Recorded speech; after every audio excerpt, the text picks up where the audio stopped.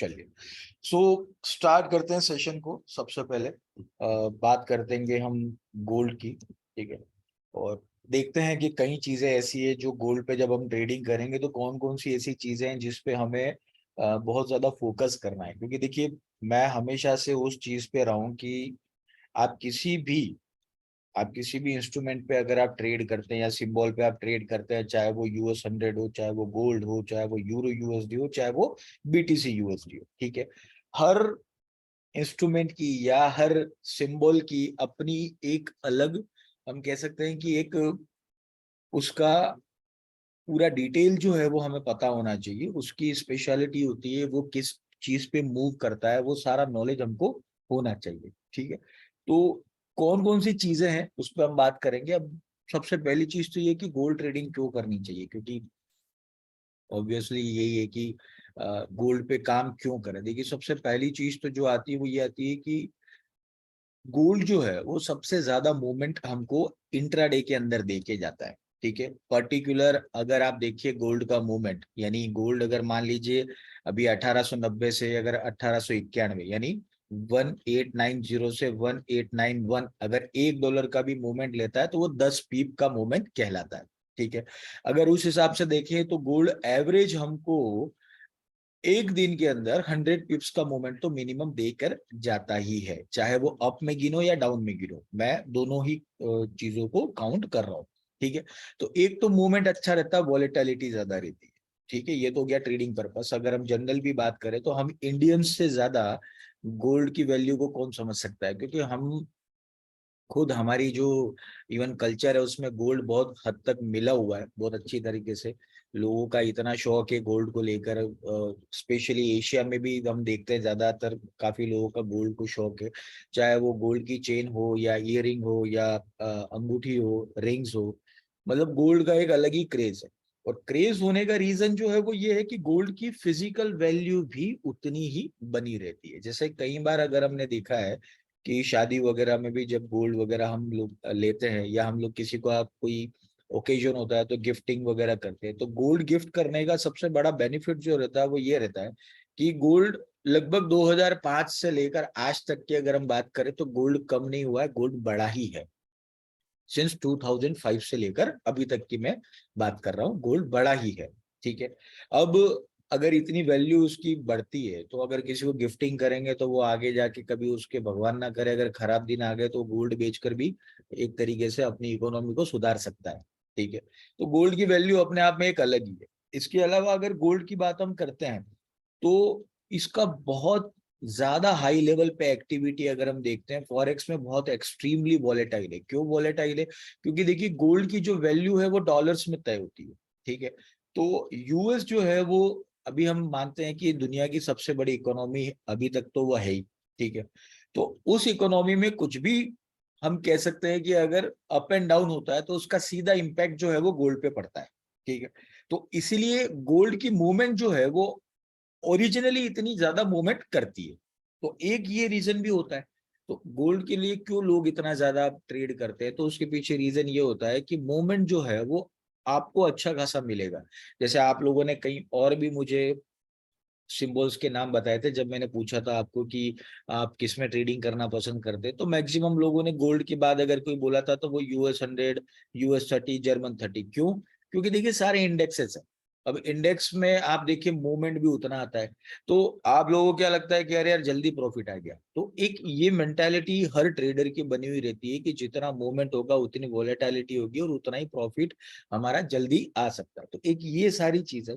इसके अलावा गोल्ड को एक तरीके से स्टेबिलिटी के लिए भी यूज लिया जाता है। गोल्ड को एक तरीके से सेफ हेवन इन्वेस्टमेंट का एक जरिया माना जाता है, ठीक है। सेफ हेवन इन्वेस्टमेंट का जरिया मतलब कि अगर मान लीजिए कि हम एक रूटीन लाइफ में भी अगर हम इन्वेस्टमेंट्स देखते हैं तो कई लोग ऐसे हैं जो थोड़ा पैसा स्टॉक मार्केट में लगाते हैं, कई फॉरेक्स मार्केट में लगाते हैं, कई म्यूचुअल फंड में भी लगाते हैं, इसके अलावा इंश्योरेंस में पैसा लगाते हैं और कुछ पैसा वो गोल्ड में भी लगाते हैं, ठीक है। क्योंकि जब आप इन्वेस्टमेंट करोगे तो हर टाइप का इन्वेस्टमेंट करोगे, जो शॉर्ट टर्म भी होगा, मीडियम टर्म होगा, लॉन्ग टर्म होगा। और अगर रिस्क के हिसाब से हम देखें तो लो रिस्क होगा, मीडियम रिस्क होगा और हाई रिस्क होगा।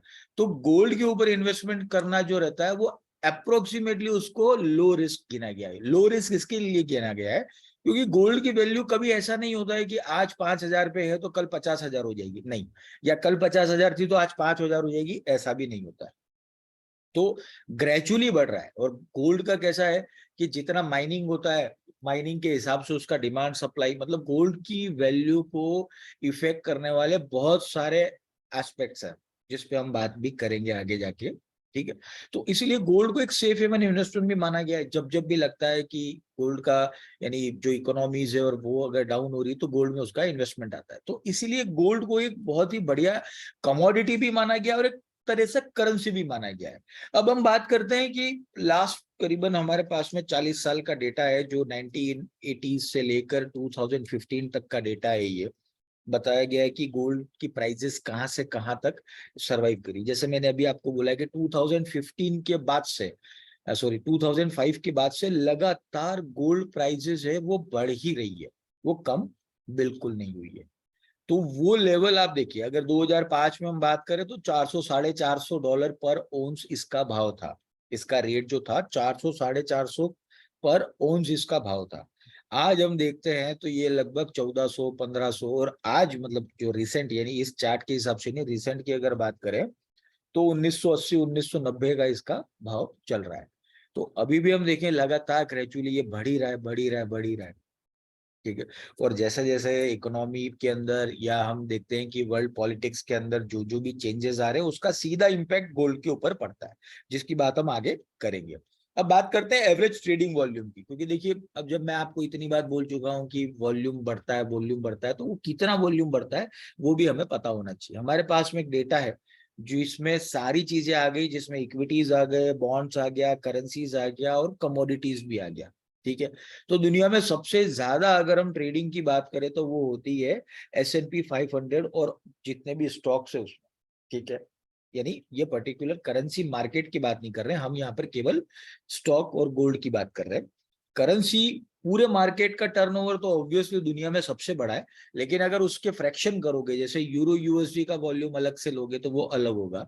तो उस हिसाब से ये डेटा बनाया गया। S&P 500 का स्टॉक्स का लगभग ये मान लो $240 बिलियन पर डे इसका टर्नओवर है। उसके बाद में आता है यूएस के ट्रेजरी बॉन्ड्स आते हैं, ठीक है। यूएस के ट्रेजरी बॉन्ड्स आते हैं जो कि लगभग $150 बिलियन पर डे का उसका टर्नओवर है। उसके बाद में आता है यूरो USD पेयर, उसका भी हम कह सकते हैं $1.30 बिलियन का टर्नओवर है पर डे का।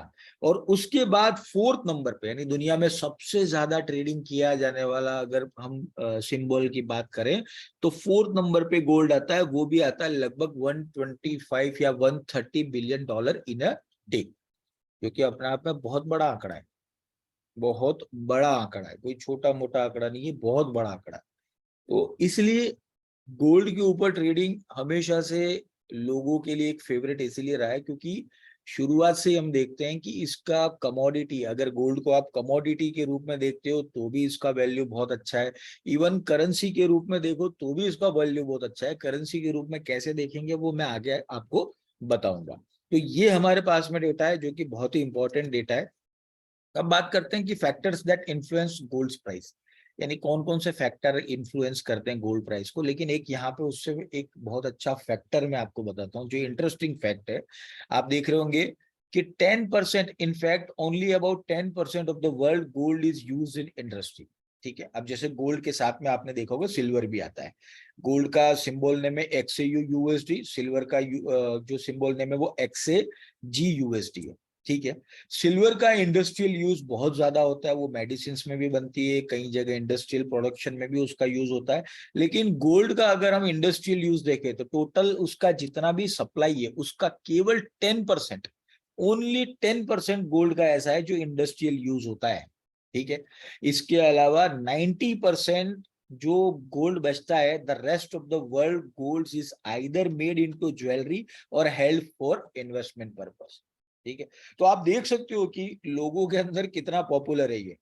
केवल 10% है जो इंडस्ट्रियल यूज में आता है, बाकी 90% जो गोल्ड है वो आपका जाता है या तो ज्वेलरी में, या फिर उसको होल्ड करते हैं इन्वेस्टमेंट पर्पस के लिए।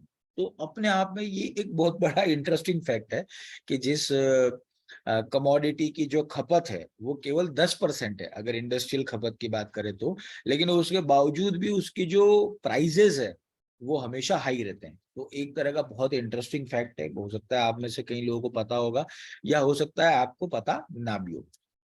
ठीक है, तो इसलिए इस फैक्टर को ध्यान में रखना बहुत जरूरी है। और कौन से फैक्टर है कि gold is one of the most difficult financial assets to value.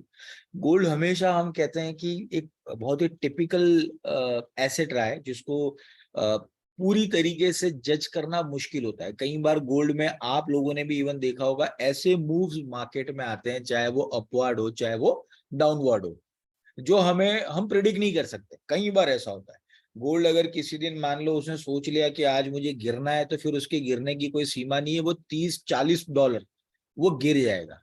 30-40 dollar गिरने में कोई बड़ी बात नहीं है। गोल्ड का आपने देखा होगा सडन जिस तरीके से वो लैग करता है तो वो बहुत ही हद से ज्यादा एक तरीके से गिरता है।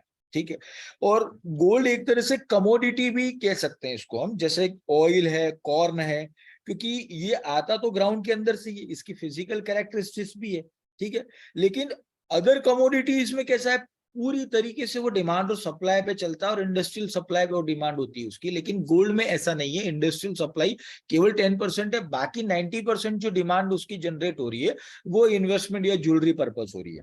ठीक है, अब जैसे मैंने आपको करेंसी की बात करी कि गोल्ड को एज अ करेंसी भी आप यूज कर सकते हो, तो उसके वो कैसे कर सकते हैं? देखिए सिंपल सिंपल सी बात है कि मान लीजिए आप किसी फॉरेन कंट्री में गए, ठीक है, और वहां पे आपका पर्स और मोबाइल दोनों चोरी हो गया। अब आपके पास कुछ नहीं है, आप उस कंट्री में सरवाइव कैसे करेंगे अगर आपकी हेल्प करने वाला भी वहां कोई आपका फ्रेंड या कोई रिलेटिव नहीं है? तो सीधी सी बात है, अगर आपने गले में गोल्ड चेन पहन रखी है या आपने हाथ में गोल्ड की रिंग पहन रखी है, आप उसको इमीडिएट किसी भी ज्वेलरी शॉप पे जाके उसको सेल कर देंगे, आपको वो तुरंत सेल करके जितनी वैल्यू का आपने गोल्ड उसको दिया है उतनी वैल्यू का आपको डॉलर या वॉटेवर जो भी करेंसी जिस कंट्री में आप होंगे वो आपको मिल जाएगी। तो गोल्ड एक तरीके से हम देखें तो कमोडिटी और करेंसी दोनों ही तरीके से काम करता है। ठीक है, और नेक्स्ट पॉइंट हम देख रहे हैं कि व्हाट मूव्स गोल्ड प्राइस, यानी गोल्ड प्राइसेस को क्या क्या इफेक्ट डालती है। जैसे सबसे पहला इन्फ्लेशन, जो कि हम देख ही रहे हैं। सप्लाई फैक्टर, ये भी अपने आप में एक बड़ा फैक्टर है। सेंट्रल बैंक्स, ये मेरे ख्याल से सबसे बड़ा फैक्टर है। ईटीएफ यानी एक्सचेंज ट्रेडेड फंड्स, वो भी है। और रिटेन वैल्यू ओवर टाइम, यानी रिटेन वैल्यू आप कितनी रखते हैं उसके ऊपर है। तो इन्फ्लेशन के मामले में थोड़ा सा एक पॉइंट क्लियर मैं आपको कर देता हूँ कि जनरली हमने देखा है कि जब जब भी इन्फ्लेशन बढ़ती है तो गोल्ड का जो प्राइस है, ठीक है, वो भी बढ़ने लगता है। लेकिन जनरली ऐसा हमेशा नहीं होता। 2022 की अगर हम बात करें, जब इन्फ्लेशन 7% थी, तब गोल्ड नीचे आ रहा था। ठीक है, अब उसके रीजंस कुछ और भी थे जो कि आगे हम चार्ट आएगा उसमें हम देखेंगे। अब मैं बता देता हूँ कि गोल्ड को रिस्क ऑन और रिस्क ऑफ भी कहा जाता है। आपने हमेशा कहीं एफएक्स स्ट्रीट पे या फॉरेक्स लाइव पे या फिर किसी और न्यूज पे जो आप वेबसाइट विजिट करते हैं उसमें अगर देखा हो तो रिस्क ऑन और रिस्क ऑफ आपने हमेशा ये वर्ड सुना होगा। तो ये वर्ड कहाँ से आता है? देखिए सिंपल सी बात है, रिस्क ऑन और रिस्क ऑफ का मतलब है कि अगर मान लीजिए कि कोई भी कंट्री की इकोनॉमी रिस्क में आती है और स्पेशली यूएस की अगर रिस्क में आती है, यानी रिस्क ऑन अगर होता है, तो रिस्क ऑन जब होगा तब क्या होगा कि वहां की इकोनॉमी से जितना भी जो फाइनेंशियल मार्केट है वो गिरना शुरू हो जाएगा और गोल्ड जो है वो अप जाना शुरू हो जाएगा। क्योंकि इन्वेस्टर की जो मेंटालिटी होती है वो क्या होती है कि इकोनॉमी गिर रही है मतलब देश के जितने भी फाइनेंशियल मार्केट्स है वो भी गिरेंगे, तो वो अपना पैसा वहां से निकाल कर कमोडिटी यानी गोल्ड के अंदर एज अ सेफ हेवन वो पैसा डाल देते हैं। ठीक है, उसी तरीके से रिस्क ऑफ जब होता है तब रिस्क ऑफ का मतलब ये हो गया कि कोई भी कंट्री की इकोनॉमी, जैसे स्पेशली यूएस की लेते हैं हम, क्योंकि गोल्ड का जो प्राइसिंग है वो यूएस डॉलर में तय होता है, तो हम यूएस को ही लेते हैं। अगर मान लीजिए यूएस की इकोनॉमी ग्रो कर रही है, अच्छी तरह से आगे बढ़ रही है, सारी चीजें हैं, जीडीपी बढ़ रहा है, इन्फ्लेशन रेट कम हो रहा है, अनएम्प्लॉयमेंट रेट कम हो रहा है, तब आप देखेंगे गोल्ड नीचे गिरना शुरू होगा और डॉलर ऊपर जाना शुरू होगा। तो उसको रिस्क ऑफ कहते हैं। ठीक है, तो ये बेसिक चीजें हैं। लेकिन इसमें क्या होता है कि आप लोग उतना ध्यान नहीं देते। हो सकता है आप में से कई लोग देते भी होंगे, लेकिन ये चीजें आपने देखी होगी कि जैसे जैसे इकोनॉमी के इंडिकेटर्स मान लीजिए अगर वो स्ट्रॉन्ग होना शुरू होते हैं किसी भी कंट्री के, तो आप देखेंगे गोल्ड जो है वो ऑटोमेटिकली नीचे आना शुरू कर देता है। ठीक है, तो एक ये फैक्टर भी ध्यान रखें। उसके बाद है सप्लाई फैक्टर। सप्लाई फैक्टर में देखिए एक चीज है कि जैसे ऑयल और कॉफी से अगर हम इसको कंपेयर करते हैं, ठीक है, ऑयल और कॉफी से कंपेयर करते हैं तो ऑयल और कॉफी दोनों ऐसी कमोडिटी है जो यूज की जाती है। जैसे अगर मान लीजिए क्रूड ऑयल मंगवाया है तो क्रूड ऑयल को हम घर में नहीं रखेंगे, ठीक है, उसका ऑब्वियसली गवर्नमेंट क्रूड ऑयल को प्रोसेस करके उसका पेट्रोल बनाएगी, उसका डीजल बनाएगी और फिर उस पेट्रोल और डीजल को हम कंज्यूम करते हैं। कॉफी में भी सेम चीज है, लेकिन गोल्ड में ऐसा नहीं है। गोल्ड में हम कंज्यूम करेंगे क्या, अगर मान लीजिए आपके पास में गोल्ड है, आप उसकी ज्वेलरी बना दोगे, ज्वेलरी बना दी तो दो तरह की ज्वेलरी होती है जो जनरली हम लोग यूज करते हैं एज ए इंडियंस। एक ज्वेलरी हो गई जो आप रेगुलर पहनते हैं, चाहे वो सोने की चेन आपने पहनी हो या हाथ में कड़ा पहना हो या अंगूठी पहनी हो, वट, या फिर दूसरा आपका ज्वेलरी वो होता है जो जनरली घर की जो महिलाएं होती है, जो लेडीज होती है, जो बारी बारी नेकलेसेस और ये बनवाती है, तो वो तो कब निकलती है, साल में शायद 2 या 3 बार, जब कोई शादी आती है या कोई फैमिली में कोई फंक्शन होता है तो, ठीक है। तो सप्लाई फैक्टर उतना ज्यादा इफेक्ट गोल्ड पे नहीं डालता है, उतना ज्यादा नहीं डालता जितना दूसरे फैक्टर डालते हैं। लेकिन फैक्टर फिर भी ये है कि मान लीजिए बिल्कुल ही सप्लाई अगर मान लो गोल्ड की रुक जाएगी तो तुरंत ही डिपेंडेंसी और उसकी प्राइजेस के ऊपर आप देखेंगे इफेक्ट सीधा आएगा। तो जितना ज्यादा इन्वेस्टमेंट, यानी इनमें गोल्ड के ऊपर यही है, इन्वेस्टमेंट के ऊपर अगर डिमांड आती है तो गोल्ड की प्राइसेस तुरंत राइज होती है, ये इसका एक पार्ट है। इसके अलावा इंटरेस्ट रेट मैटर, जैसे अभी बैंक की बात मैंने करी थी तो ऑब्वियसली इंटरेस्ट रेट तो सबसे ज्यादा है ही है।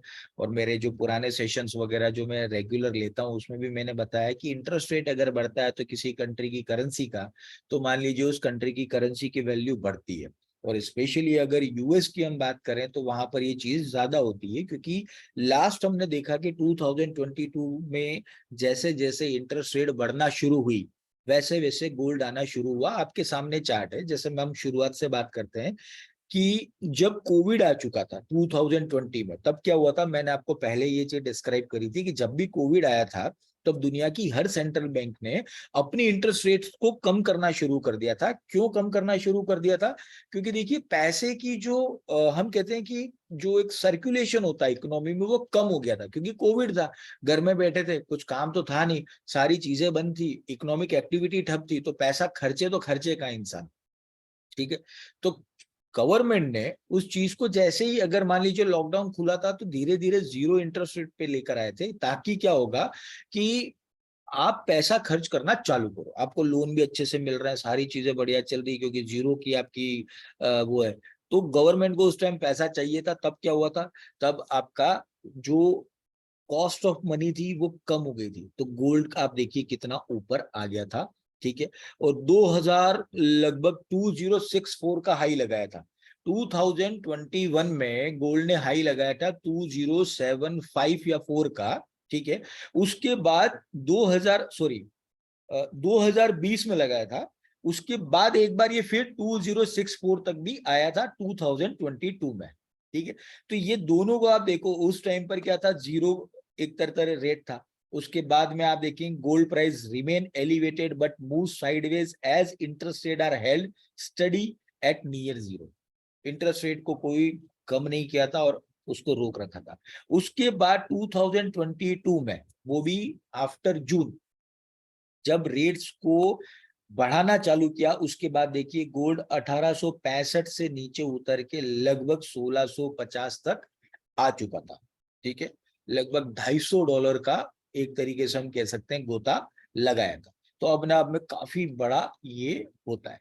तो इसीलिए इंटरेस्ट रेट्स को आप हमेशा एक बहुत ही बड़ा इंडिकेटर मान के चलो, जो कि गोल्ड की प्राइसेस पे सीधा सीधा इफेक्ट डालता है, ठीक है। और अभी भी हम जो देख रहे हैं, ठीक है, अभी एक चीज और भी ध्यान रखना कि यहाँ पे कुछ चीजें हैं जिसके अंदर रशिया यूक्रेन का भी बहुत बड़ा हाथ है।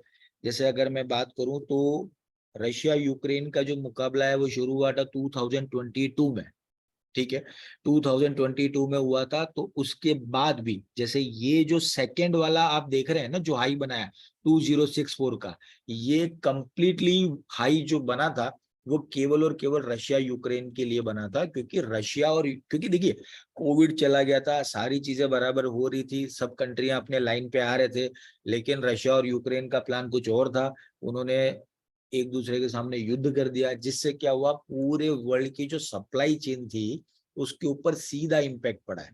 अब सप्लाई चेन पर सीधा इम्पैक्ट अगर पड़ता है तो वो कोई छोटा मोटा इम्पैक्ट नहीं होता, बहुत बड़ा इम्पैक्ट होता है। कई कंट्रीज आज की तारीख में भी, मैं बोल रहा हूँ, दिवालिया होने की कगार पर है, इंसॉल्वेंट होने की कगार पर है।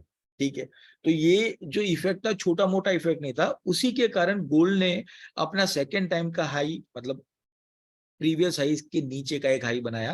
प्रीवियस हाई था 2074 का, और उसके बाद वाला जो हाई बना था 2064 का। उसके बाद से फिर जब इंटरेस्ट रेट लगातार कम करना शुरू किया सभी कंट्रीज ने, चाहे वो ऑस्ट्रेलिया हो, चाहे वो यूके हो, चाहे वो चाइना हो, चाहे वो इंडिया हो, चाहे वो यूएस हो, हर कंट्री ने इंटरेस्ट रेट्स को कम करना शुरू किया, सॉरी बढ़ाना शुरू किया, तो फिर ये नीचे आया। ठीक है, तो इंटरेस्ट रेट्स बहुत ही ज्यादा, हम कह सकते हैं, सीधा इफेक्ट इस पे डालती है। उसके बाद है सेंट्रल बैंक। सेंट्रल बैंक का एक फैक्टर और भी है, आपने अगर ध्यान दिया हो तो 2022 में इंडिया ने बहुत सारा गोल्ड खरीदा था। आपने शायद किसी ने न्यूज में अगर सुना भी होगा या कोई रिपोर्ट भी अगर पढ़ी होगी तो आपको पता होगा कि 2022 में इंडिया ने काफी गोल्ड बाय किया था। ठीक है, अब वो किस लिए बाय किया था, अपने फॉरेन एक्सचेंज रिजर्व के लिए कहा। ठीक है, अब देखिए सिंपल सी गणित है, फॉरेन एक्सचेंज रिजर्व में हर कंट्रीज अपने गोल्ड रिजर्व्स को रखती है।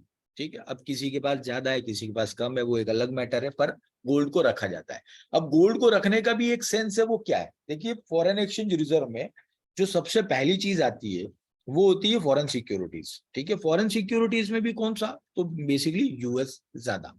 ठीक है, यूएस जो होता है, एक्चुअली में क्या होता है कि यूएस ने हर कंट्री से लोन लिया हुआ है। आपको अगर शायद आइडिया नहीं हो किसी को तो मैं बता दूं, इंडिया से भी यूएस का 100 बिलियन का ऊपर का लोन है, यानी इंडिया यूएस से पैसा मांगता है।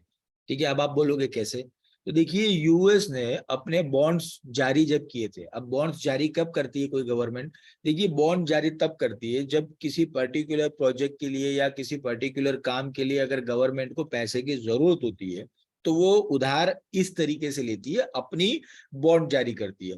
अब यूएस का बॉन्ड अगर मिल रहा है तो मार्केट में कौन नहीं लेगा। अब बॉन्ड होते हैं वो 6 महीने से लेकर 20 साल तक की वैलिडिटी के हो सकते हैं।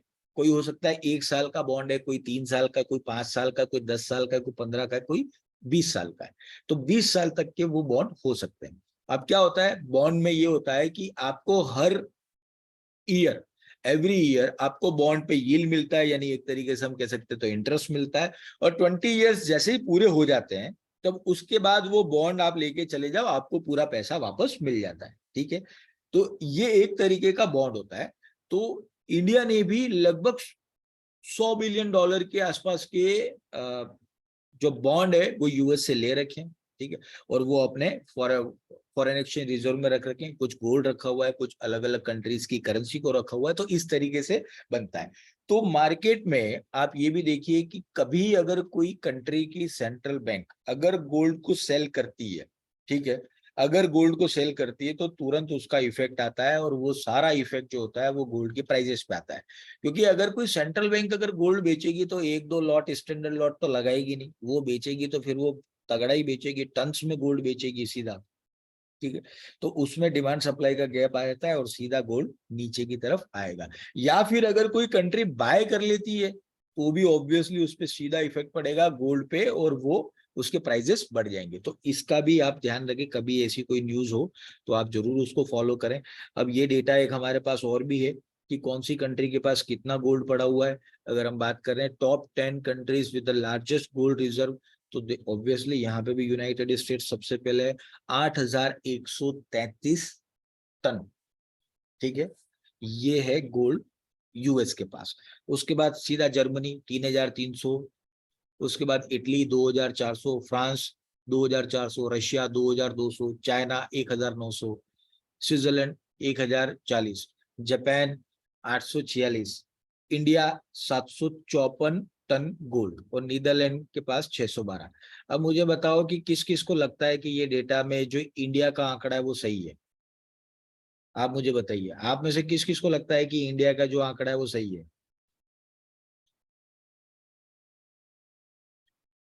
नहीं ऑब्वियसली, देखिए ये जो आंकड़ा आप देख रहे हो 754, ये गवर्नमेंट का आंकड़ा है। तो ये तो ऑफिशियल गोल्ड रिजर्व है। अगर हम हमारे घर के और सब अगर हम मिला देंगे तो ऑस्ट्रेलिया, जर्मनी, इटली और फ्रांस, ये 4 भी कम पड़ जाएंगे। मतलब इतना गोल्ड इंडिया में होगा। तो ये चीजें है ही है। पर ऑफिशियल जो होल्डिंग गवर्नमेंट के पास है, ये उसका डेटा है, तो ऑब्वियसली। और ये इसीलिए रखा जाता है क्योंकि देखिए, मैंने पहले ही कहा कि कभी भी अगर इकोनॉमी संकट में होगी, आप में से, मुझे नहीं लगता है आप में से कई लोगों को याद होगा, पर आपको किसी को पता है कि 1990s के अंदर, 1990 में हमने गोल्ड गिरवी रख के आईएमएफ से लोन लिया था? किसको याद है? किसी को याद है तो बताइए। किसी को याद है तो बताइए। 1990 में हमने गोल्ड गिरवी रख के हमने आईएमएफ से लोन लिया था। ठीक है, ये तो मुझे ही बाद में पता चला, क्योंकि उस टाइम तो 1990 में मैं भी 5 साल का ही हुआ करता था। हाँ, तो मतलब वो दिन भी थे इंडिया के, जब हमने गोल्ड गिरवी रखकर ये सब चीजें करी थी। और उस टाइम इंडिया में प्रॉब्लम ये थी कि इंडिया की इकोनॉमी ओपन नहीं थी। उसके बाद 1994 में मनमोहन सिंह ने इंडिया को ओपन इकोनॉमी बनाया, फॉरेन का इन्वेस्टमेंट आना शुरू हुआ, और वो सारी चीजें धीरे धीरे शुरू हुई। तो कुल मिला के ऑफिशियल रिजर्व जो है इंडिया का, वो 754 टन है। ठीक है, अब बात करते हैं हम कि what is the correlation between gold and US dollar, यानी क्या क्या कोरिलेशन है गोल्ड और यूएस डॉलर के, वो हम देख लेते हैं। देखिए, सिंपल सी बात है कि अगर गोल्ड की प्राइसिंग इंटरनेशनल लेवल पे अगर डॉलर पे तय होगी, ठीक है, तो सीधी सी बात है कि अगर डॉलर बढ़ेगा तो गोल्ड घटेगा, अगर डॉलर नीचे जाएगा तो गोल्ड ऊपर जाएगा। मतलब हमेशा उसका रिलेशन होगा, वो रिवर्स कोरिलेशनशिप होगा, रिवर्स। ठीक है, कभी भी पॉजिटिव कोरिलेशन नहीं होगा, हमेशा नेगेटिव कोरिलेशन होगा। नेगेटिव कोरिलेशन की अगर हम बात करें कि गोल्ड अगर ऊपर जाएगा तो डॉलर नीचे जाएगा, या फिर डॉलर नीचे जाएगा तो गोल्ड ऊपर जाएगा। इसके अलावा इंटरेस्ट रेट अगर कम होगी, जैसे ये अभी हमारी डिस्कशन हुई थी, मैंने आपको बताया भी था, इंटरेस्ट रेट अगर कम होगी तो गोल्ड ऊपर जाएगा, अगर इंटरेस्ट रेट और कम होगी तो डॉलर भी नीचे जाएगा। ठीक है, क्योंकि इंटरेस्ट रेट कम होगी, मैंने पहले ही कहा कि किसी भी कंट्री की करेंसी की अगर इंटरेस्ट रेट कम होती है तो उस कंट्री की जो करेंसी है वो डिवैल्यूएट होती है या डेप्रिशिएट होती है। तो अगर यूएस के साथ ऐसा होगा तो ऑब्वियसली गोल्ड ऊपर जाएगा। तो ये कुछ चीजें हैं, वो आप ध्यान जरूर रखें। इसके अलावा अगर हम बात करते हैं 10 साल का, यानी 12 साल के आसपास का, हमारे पास में चार्ट पड़ा हुआ है एक, वो चार्ट देखिए आप कि ये जो चार्ट है वो यूएस डॉलर और गोल्ड के बीच के कोरिलेशन को बता रहा है। अब कोरिलेशन, ये मैंने अभी बताया आपको कि रिवर्स कोरिलेशन है, मतलब नेगेटिव कोरिलेशन। नेगेटिव कोरिलेशन है मतलब कि दोनों लाइंस कभी भी साथ में नहीं चलेगी, एक ऊपर एक नीचे ऐसे चलेगी। आप देखिए, ठीक है, तो गोल्ड यहां से चालू हुआ था, उसके बाद आप देखिए कहां गया। ये जो येलो वाली लाइन है वो है गोल्ड की, और ब्लू वाली लाइन है वो है यूएस डॉलर की। ठीक है, तो डॉलर जैसे नीचे गिरा गोल्ड ऊपर गया, फिर डॉलर नीचे आया गोल्ड ऊपर गया, मतलब ये सारी चीजें चलती रही। अभी भी हम देख रहे हैं 2000 के आसपास का चल रहा है गोल्ड, और डॉलर नीचे है। ठीक है, तो सिंपल सा है बात है। कई लोग मुझे पूछते हैं सर कैसे पता करें, क्या पता करें। ये एक सिंपल सा लॉजिक है कि डॉलर और गोल्ड का कोरिलेशन जो है वो नेगेटिव कोरिलेशन है। कोई भी न्यूज इकोनॉमी से जुड़ी हुई अगर यूएस की मान लीजिए नेगेटिव आती है तो उसका सीधा इम्पैक्ट गोल्ड पे पड़ता है। ठीक है, तो ये चीज तो आप बिल्कुल आंख बंद करके करें। ठीक है, अब प्रॉब्लम होती क्या है मैं आपको वो बताऊंगा। प्रॉब्लम क्या होती है कि प्रॉब्लम, आप जब ट्रेडिंग करते हो ना, आपका अकाउंट होता है छोटा सा। ठीक है, छोटा सा का कहने का मेरा मतलब है $1000 से नीचे के जो अकाउंट है, मैं उनके लिए बोल रहा हूँ। $1000 से नीचे के जो अकाउंट है वो गोल्ड में ट्रेड लगाते हैं। ठीक है, बड़ी उम्मीद के साथ लगाते हैं। अब गोल्ड में मैंने पहले ही आपको बोला है कि $5 से $10 की जो मूवमेंट है वो तो वैसे ही आ जाती है, मतलब 50 से लेकर 100 पिप का तो ऐसे ही आ जाता है। तो कई बार क्या होता है, आपका स्टॉप लॉस हिट हो जाता है, फिर आप दूसरा ट्रेड करते हो, फिर तीसरा करते हो, फिर उसको बचाने के लिए चौथा करते हो, लेकिन उसके बाद वो रहता ही नहीं है। तो गोल्ड में ट्रेडिंग करना हमेशा बहुत रिस्की इसीलिए रहता है। और आपको याद हो तो मैं अपनी सेशंस में, अपनी ट्रेनिंग्स में मैं हमेशा ये बोलता आया हूँ कि $1000 से नीचे का अगर आप अकाउंट है तो गोल्ड है, उसके बाद US 100 है, US 30 है, जर्मन 30 है, और ऑयल है WTI। ठीक है, ये 5 सिंबल्स पे ट्रेडिंग ना करें तो बेटर है। अगर आप चाहते हैं कि आपका अकाउंट थोड़ा लंबा सरवाइव करे, तो $1000 से नीचे वाले जितने भी लोग हैं सभी से मेरी रिक्वेस्ट है कि वो ट्रेडिंग ना करें इन 5 पे। कौन कौन से 5? तो गोल्ड, US 100, US 30, जर्मन 30 और WTI यानी ऑयल, क्रूड ऑयल। ये 5 पे बिल्कुल ट्रेडिंग ना करें। तो गोल्ड में कैसा है कि गोल्ड में अगर आप ओपन रखते हो, आप ओपन रखते हो अगर पोजीशन, तो गोल्ड में सारे रेट्स आते हैं, ऐसा नहीं है। तो गोल्ड में रेट सारे आते हैं क्योंकि गोल्ड का मार्केट कैसा है, बहुत अच्छा फ्रीक्वेंट मूवमेंट लेता है। तो एक बार 2000 चला जाता है तो उसके बाद लोग सोचते भी नहीं कि अरे 1700 भी आएगा, लेकिन हमने अभी देखा है 2023 में ही देखा है कि 2000 के आसपास जाकर वापस से वो 1700 आ गया था, फिर वापस अभी 2000 चढ़ गया है, ये आपने देखा होगा। और इसके अलावा ये आपके सामने जो दिख रहा है वो कोरिलेशन टेबल है, ठीक है। पूरी कोरिलेशन टेबल मैंने आपको दे दी कि कौन कौन सी करेंसी पेयर या कमोडिटी के साथ में गोल्ड के पॉजिटिव और नेगेटिव कोरिलेशन है। देखिए सबसे पहला पॉजिटिव कोरिलेशन ले लो तो XAU USD और XAU GBP। अगर आपने XAU USD बाय किया है तो XAU GBP भी आप बाय कर सकते हैं क्योंकि इनका कोरिलेशन 97.8% है, मतलब हाईएस्ट है, ठीक है। उसके बाद XAU USD और XAU यूरो ये भी आप कर सकते हैं। XAU USD, XAU CHF ये भी आप ले सकते हैं।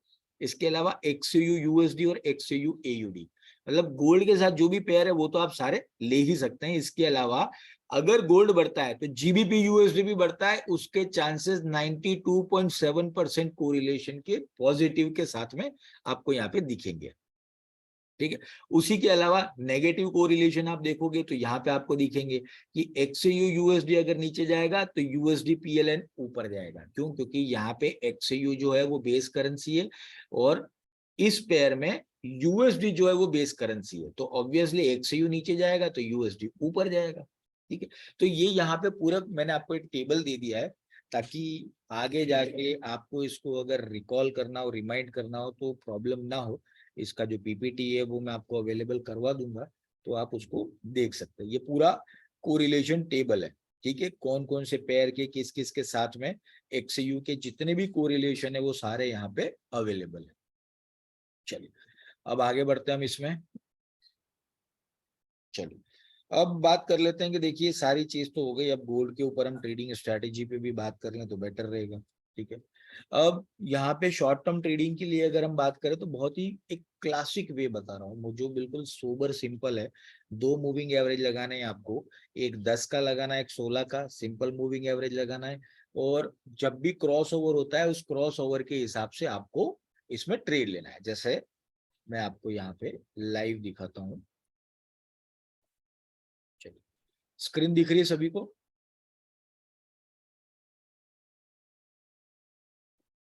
स्क्रीन दिख रही है? ठीक है, चलिए ये गोल्ड का ही चार्ट है और ओवर वन का चार्ट है, ठीक है। गोल्ड का चार्ट है, ओवर वन का चार्ट है। और हम यहाँ पे देख सकते हैं मैंने 2 मूविंग एवरेज लगाए हैं। जो रेड लाइन है वो 10 का मूविंग एवरेज है और जो येलो लाइन है वो 60 का मूविंग एवरेज है, ठीक है।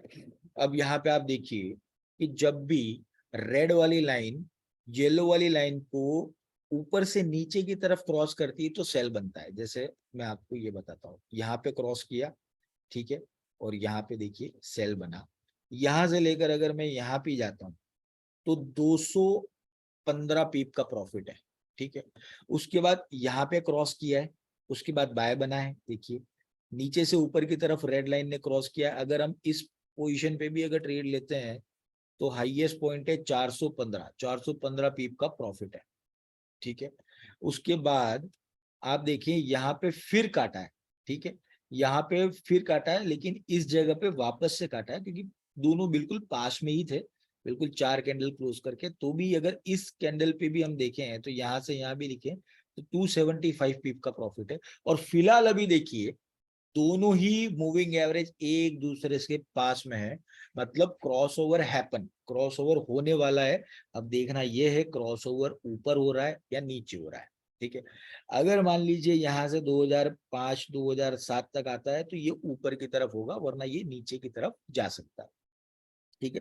तो सिंपल स्ट्रैटेजी, कुछ ज्यादा नहीं करना है आपको, दो ही मूविंग एवरेज लगाना है। पहला आपको लगाना है 10 का सिंपल मूविंग एवरेज और दूसरा लगाना है आपको 60 पीरियड का सिंपल मूविंग एवरेज। ठीक है, ये आप इसको ट्राई करेंगे तो अभी फिलहाल कुछ ऐसी स्थिति बन नहीं रही है कि जिस पर ट्रेड ही किया जाए, तो पर उसी तरीके से चल रहा है ये। चलिए अब आते हैं हमारी दूसरी स्ट्रैटेजी पे।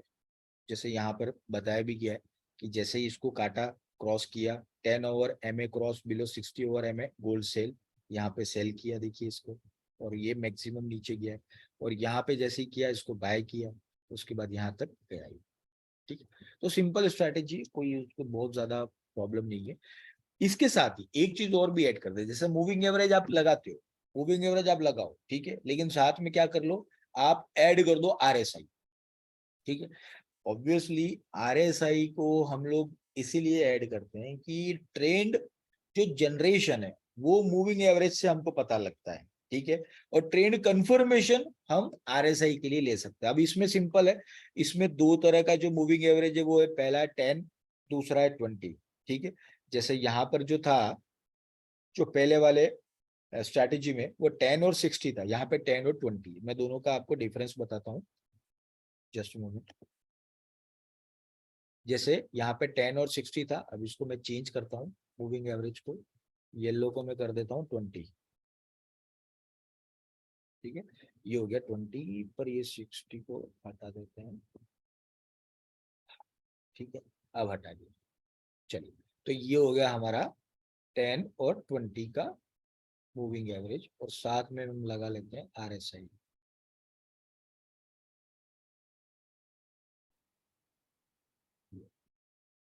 ठीक है, RSI लगा लिया। अब देखिए यहाँ पे चीज देखिए, अभी ये दोनों क्रॉस हो रहे थे पर अभी क्रॉस नहीं हो रहे हैं, अभी दोनों एक दूसरे से दूर हो गए। ठीक है, तो अभी कुछ कह नहीं सकते, स्थिति वैसी है यहाँ पे। अब यहाँ पर भी सेम सिस्टम है, जैसे मैंने पहली वाली स्ट्रेटेजी बताई थी 10 और 60 की, सेम यहाँ पर भी यही है, 10 और 20 है यहाँ पे। यहाँ पे आप देखेंगे ना तो आपको छोटे ट्रेड्स मिलेंगे, जैसे यहाँ पे क्रॉस ओवर किया, ठीक है, तो उसके बाद यहाँ तक का ट्रेड मिला 183 पीप्स का। ठीक है, उसके बाद यहां अगर क्रॉस किया है ना, तो नीचे से कंफर्मेशन ले लो। कंफर्मेशन क्या लेना चाहिए कि जो 50 के ऊपर जरूर हो लेकिन 70 के पास ना हो। अगर आप इस कंडीशन में ट्रेडिंग करते हैं तो नहीं होता, लेकिन अगर आपने यहां पे लिया है तो 70 के नीचे है तो बाय बन सकता है। ठीक है, तो आप इस पे जा सकते हो। दूसरा क्रॉस ओवर यहाँ पे हुआ है, देखिए ऊपर से नीचे की तरफ काटा है 10 के मूविंग एवरेज में। अब यहाँ पे भी एक चीज ध्यान रखना, यहाँ पे 50 के पास है, अगर 30 के पास होता ये तो यहाँ पे ट्रेड नहीं बनता था, लेकिन दोनों तरफ से कंफर्मेशन मिल गया। पहला कंफर्मेशन मिला हमको क्रॉसओवर का, और दूसरा कंफर्मेशन हमको मिला RSI से। RSI 30 पे नहीं होना चाहिए, अगर 30 पे है, जैसे अगर इस लेवल की हम बात करें, यानी ये कैंडल पे, तो ये ट्रेड इनवैलिड होता है, लेकिन कंफर्मेशन हमको पहले मिल चुका है। उसके बाद देखिए यहाँ पे क्रॉस ओवर हुआ है, लेकिन ये ट्रेड नहीं लेंगे हम। क्यों नहीं लेंगे, देखिए क्रॉस ओवर के बिल्कुल नीचे RSI जो है वो 30 पर है, और अच्छा हुआ नहीं लिया क्योंकि यहाँ से वापस ये क्रॉस ओवर हो गया। ठीक है, और यहाँ पे जो क्रॉस ओवर हुआ है वो आप नीचे देखेंगे तो 30 के पास में है, 45 के पास में है, यानी यहाँ देखिए हम तो ये 44, तो यहाँ पे एक ट्रेड बन सकता था। और फिलहाल अभी दोनों ही क्रॉस ओवर बिल्कुल साइलेंट है, बिल्कुल पैरेलल है, क्रॉस हुआ नहीं है। और RSI भी अभी 70 से जस्ट पास में है, 59 के आसपास है, इसलिए अभी कोई ट्रेड बनता नहीं है इसमें। ठीक है, तो मैंने आपको दो स्ट्रैटेजी बताई है। ठीक है, दो स्ट्रैटेजी है, दोनों बढ़िया है, आप दोनों को यूज कर सकते हो, दोनों को मर्ज भी कर सकते हो। मतलब देखिए 10 और 60 में फायदा पता है क्या है, 10 और 60 वाली जो स्ट्रैटेजी है उसमें फायदा ये है कि अगर आपका अकाउंट बड़ा है, बड़ा मेरा कहने का मतलब है 4000 $5000 का अकाउंट है, तो लंबे ट्रेड के लिए आप 60 और 10 यूज करिए, क्योंकि वहां पे आपको टारगेट बड़ा मिलेगा। ठीक है, 10 और 20, क्योंकि मैंने पहले ही कहा कि जैसे आप पीरियड कम करते हैं तो पीरियड कम होगा तो ऑब्वियसली आपको शॉर्टर टाइम फ्रेम में वो ज्यादा अच्छा रिजल्ट देगा। तो शॉर्टर टाइम फ्रेम के हिसाब से अगर छोटे छोटे टारगेट आपको 30 पीप, 40 पीप, 50 पीप चाहिए, तो उसके लिए ये 10 और 20 बेटर है। और दोनों की में आप इवन 10 और 60 में भी आप RSI लगा सकते हो, और RSI 10 और 20 के साथ भी लगा सकते हो, दोनों के साथ आप RSI को मर्ज कर सकते हो, ठीक है। तो ये दोनों स्ट्रैटेजी बहुत बढ़िया स्ट्रैटेजी, इसको यूज करिए। और पहले ही कह रहा हूँ कि $1000 से कम वाले लोग जो है वो प्लीज पहले इसको डेमो पे यूज करें, कॉन्फिडेंस हो, और जहां तक हो सके अगर गोल्ड में ट्रेडिंग आपको करना है तो $1000 से अकाउंट ऊपर का करेंगे तो बेटर रहेगा, वरना रिस्क जो है वो हमारे हाथ में ही है। जहां तक हो सके हमें उस चीज को अवॉइड करना चाहिए, तो इसीलिए इन चीजों पे आप ध्यान दें। इसके अलावा अगर मैं बात करूं तो कि जो भी आप ट्रेड करें उसमें आप एक चीज और भी नोटिस करें कि आप गोल्ड पे ट्रेडिंग कर कब रहे हो। कर कब रहे हो का मेरा मतलब ये है कि आपका टाइमिंग कौन सा है, ठीक है। टाइमिंग का भी बहुत इंपॉर्टेंस है यहाँ पे। जनरली हमने देखा है गोल्ड जो है वो सुबह जो जापान सेशन होता है उसमें थोड़ा मूवमेंट लेता है, फिर दोपहर में वो शांत हो जाता है, सुबह भी शांति रहता है। फिर दोपहर में जैसे ही यूके सेशन आता है 2-2:30 बजे थोड़ा मूवमेंट आता है, ठीक है। फिर दोपहर में वो शांत हो जाता है, फिर शाम को 5:30-6 बजे के बाद वो दौड़ना शुरू कर देता है, जो रात को फिर 11-12 बजे तक दौड़ता ही रहता है। क्यों? क्योंकि यूएस सेशन एक्टिवली वर्क करता है, ठीक है। तो ये दो स्ट्रैटेजी है, उम्मीद करता हूँ कि आपको दोनों स्ट्रैटेजी पसंद आएगी, और खासकर आप लोगों के लिए ये लाइन मैंने लिखी हुई है क्योंकि मुझे पता है आप में से कई लोग ऐसे हैं वो पूछेंगे कि सर ये दो बताए इसमें से बेस्ट कौन सा है। तो मैं उनके लिए बोल दूं कि देखिए दोनों ही बढ़िया है, दोनों ही अच्छे भी हैं और दोनों ही बेस्ट नहीं भी हैं, ठीक है। क्योंकि स्ट्रैटेजी जो होती है ना वो हमेशा एक चीज ध्यान रखे, दुनिया की कोई स्ट्रैटेजी ऐसी नहीं है जो 100% फुल प्रूफ हो, ठीक है। तो यहाँ क्लियर लिखा हुआ है कि there is no trading strategy that can be describe as the best for trading gold. तो बेस्ट तो कुछ नहीं है, ठीक है। हमारा दिन अच्छा होना चाहिए, हमारा ट्रेडिंग साइकोलॉजी अच्छा होना चाहिए, और हमारा एक्सपीरियंस होना चाहिए। अगर ये तीन चीजें हैं तो फिर आप आगे निकल जाओगे, ठीक है। तो ट्रेडिंग प्लान भी होना चाहिए। अब ये ट्रेडिंग प्लान को लेकर मैं कम से कम भी 5 से 10 सेशन ले चुका हूँ, ठीक है। प्रॉब्लम क्या होता है, आप में से कई लोगों के मेरे पास इंस्टाग्राम वगैरह पे भी मैसेज आते हैं कि सर मेरा अकाउंट में प्रॉब्लम आई, ये हो गया वो हो गया, ये सारी चीजें। देखिए कुछ चीजें ऐसी है ना जो हम ठोकर खा के सीखते हैं, और कुछ चीजें ऐसी होती है जो हम पहले सीख लेते हैं, ठीक है। मैंने आपको, आपने कई लोग ऐसे होंगे जिन्होंने मेरी ट्रेनिंग शायद लास्ट 6 महीने 8 महीने या हो सकता है साल 2 साल से भी ले रहे हो मेरे सेशंस, हो सकता है इसमें होंगे कई लोग, ठीक है। तो ट्रेडिंग, इसके अलावा जो ये जैसे स्ट्रैटेजीज होती है वो आप तुरंत सीख लेते हो, आप तुरंत अप्लाई भी कर लेते हो, आपको कई लोगों को प्रॉफिट भी होता है, कई लोगों को थोड़ा लॉस भी होता है, दोनों चीजें। लेकिन एक चीज है जो आप लोग हमेशा गिर के ही सीखते हो, और वो है आपका रिस्क मनी मैनेजमेंट और ट्रेडिंग प्लान। मुझे आज तक अगर कोई 10 लोग होंगे तो 10 में से शायद कोई एक बंदा ऐसा मिला होगा जो बिना अकाउंट साफ किए रिस्क मनी मैनेजमेंट और ट्रेडिंग प्लान सीख गया हो। है आप में से कोई ऐसा? मुझे तो मुझे बताइए महानुभाव, कौन है वो जो बिना अकाउंट साफ किए, मतलब एक भी अकाउंट वॉश आउट नहीं हुआ है लेकिन हमको आता है? एक भी नहीं होगा। तो और ऐसा नहीं है, मैं पहला जो ट्रेनिंग सेशन लिया था ना मेरे कोर्स में ये चीज इंक्लूड है, मैं सभी को बताता हूँ। ऐसा नहीं है किसी को नहीं बताया, सबको बताया कि सर देखो ये ऐसा हो जाता है, ये हो जाता है, वो हो जाता है, सब चीजें। लेकिन क्या होता है ना कि कुछ चीजें ऐसी हो कि हम जब तक अकाउंट साफ नहीं करते हैं तब तक ही ये चीज होती है। इसलिए मेरा मानना ये है कि जहां तक हो सके आप लोग रिस्क मनी मैनेजमेंट के साथ काम करो। देखिए फॉरेक्स है ना बहुत लंबा एक गेम है, बहुत लंबा, तो छोटा गेम तो समझो ही मत आप इसको, ये बहुत लंबा है। लंबा होता है ना तो क्या होता है ना कि आपकी सोच और आपकी जो एक्टिविटी है ना वो भी लॉन्ग टर्म होनी चाहिए। अगर शॉर्ट टर्म में काम करना है तो फिर शॉर्ट टर्म में ये है ही नहीं, शॉर्ट टर्म में काम करना है तो अभी वो आईपीएल और ड्रीम 11 चल रहा है भैया, तो वो वो ज्यादा बेटर है। तो आप देखिए देश के अंदर 50 करोड़, जो ड्रीम 11 है ना उसके 50 करोड़ सब्सक्राइबर्स हैं, और टोटल देश में स्टॉक मार्केट के जो अकाउंट है वो 4 करोड़ है। तो आप देख लो कि लोग पसंद क्या करते हैं, ये लोगों का चॉइस है, अब उसका कुछ नहीं कह सकते हैं।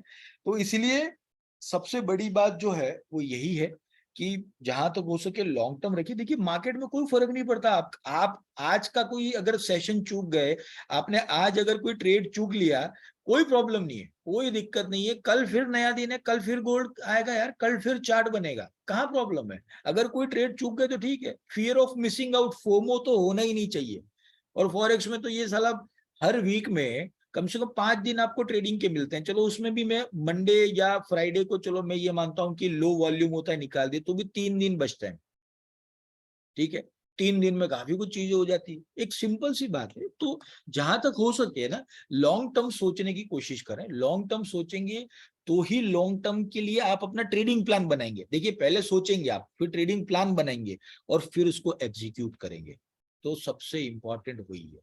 हमको नहीं बनना है यार शॉर्टकट में, जिसके पास पैसा जल्दी आता है वो शॉर्टकट में ही वापस भी जाता है। तो ऐसा ट्रेडर बन के हमको क्या करना है। ट्रेडर एक्चुअली वही है। मैं ये नहीं कहता हूं कि एक अच्छा ट्रेडर को कभी लॉस नहीं होता, नहीं भैया, लॉस तो वो भी करेगा। अगर वो लॉस नहीं कर रहा है तो फिर तो वो इंसान ही नहीं है मेरे हिसाब से। तो लॉस तो हर कोई करता है, लेकिन अगर आप 20 ट्रेड कर रहे हो, आपके 14-16 ट्रेड अगर पॉजिटिव है तो वो एक अच्छा ट्रेडर है, वो एक अच्छा ट्रेडर है। एटलीस्ट वो रिस्क मनी मैनेजमेंट के साथ काम कर रहा है, पर्टिकुलर ट्रेडिंग प्लान के साथ काम कर रहा है। तो इसलिए ये सारी चीजें बहुत जरूरी है, आप लोगों को ध्यान रखना बहुत जरूरी है। गोल्ड जितना देता है उससे 4 गुना ले भी लेता है तो वो चीज को भी ध्यान रखें। गोल्ड नो डाउट आप लोगों का फेवरेट है, अच्छी बात है, होना भी चाहिए। आप उसको गौर करें। और मेरा ये मानना है कि देखिए 1 महीना है ना, किसी भी स्ट्रैटेजी, मैंने आपको जो भी ये स्ट्रैटेजीज बताई है ना, 1 महीना फंडामेंटल और टेक्निकल ये दोनों गोल्ड पे लगा के देख लो, केवल और केवल डेमो के ऊपर। उसके बाद आप रियल में आओ तो आपको पता लगेगा कि यार वाकई रियल और डेमो में कितना बड़ा फर्क है, ठीक है। तो ये एक सबसे बड़ा प्रॉब्लम है। अभी देखिए मैं यहाँ पे इतनी बढ़िया बात कह रहा हूँ, कई लोगों को 6 बजे वाली न्यूज की पड़ी है। अरे फिर अभी मैंने कहा कि न्यूज आज निकल जाएगी तो फिर आएगी, क्या फर्क पड़ना है बताइए। और 6 बजे की न्यूज कौन सी है, इनिशियल जॉबलेस क्लेम, उसका कोई उतना ज्यादा फर्क नहीं आएगा, कोई ज्यादा फर्क नहीं आएगा, ठीक है। तो इन चीजों पे ध्यान दें। उम्मीद करता हूं कि, मेरा ये मानना है कि अगर आपका अकाउंट जो है अगर वो 6 महीने सरवाइव करता है तो ट्राई करिए कि वो साल भर करे। जिन लोगों का साल भर सरवाइव करता है वो ट्राई करें कि वो 2 साल करें। छोटे छोटे जो टारगेट्स लेकर चलेंगे ना, तो फिर लॉन्ग टर्म ट्रेडिंग का आप बेनिफिट ले सकते हैं। लेकिन एक साथ नहीं हुआ तो फिर बहुत बड़ी प्रॉब्लम हो जाएगी। इसलिए जहां तक हो सके लॉसेस को बिल्कुल मिनिमाइज करें, और प्रॉफिट्स को मैक्सिमाइज तभी होंगे जब आपकी ट्रेडिंग को लेकर आपकी मेंटालिटी है वो क्लियर होगी, ठीक है। सो उम्मीद करता हूँ कि सेशन आपको मजा आया होगा, समझ में आया होगा, गोल्ड के बारे में आपको काफी कुछ नई चीजें सीखने मिली होंगी। और प्लीज मैं आप लोगों से उम्मीद करता हूँ कि ये अच्छा, बहुत बढ़िया, वेरी गुड, नॉलेजेबल, इनसे हटकर कुछ 4 लाइनें लिखिए तो देखिए मजा आएगा। मतलब मैं, आप बिलीव नहीं करेंगे, आज ये पूरी प्रेजेंटेशन बनाने में मैंने 2 घंटे दिए, और आप केवल 3 लाइनें लिख कर कट जाएंगे तो फिर गलत है वो चीज। तो मैं कम से कम 5 लाइनें डिजर्व करता हूँ तो उम्मीद करता हूँ कि आप लोग कुछ, कोई क्वेश्चन है आप वो भी पूछ सकते हैं, और सेशन कैसा लगा मुझे जरूर बताइए, ठीक है। मैं 1 मिनट का ब्रेक लूंगा। Thank you very much.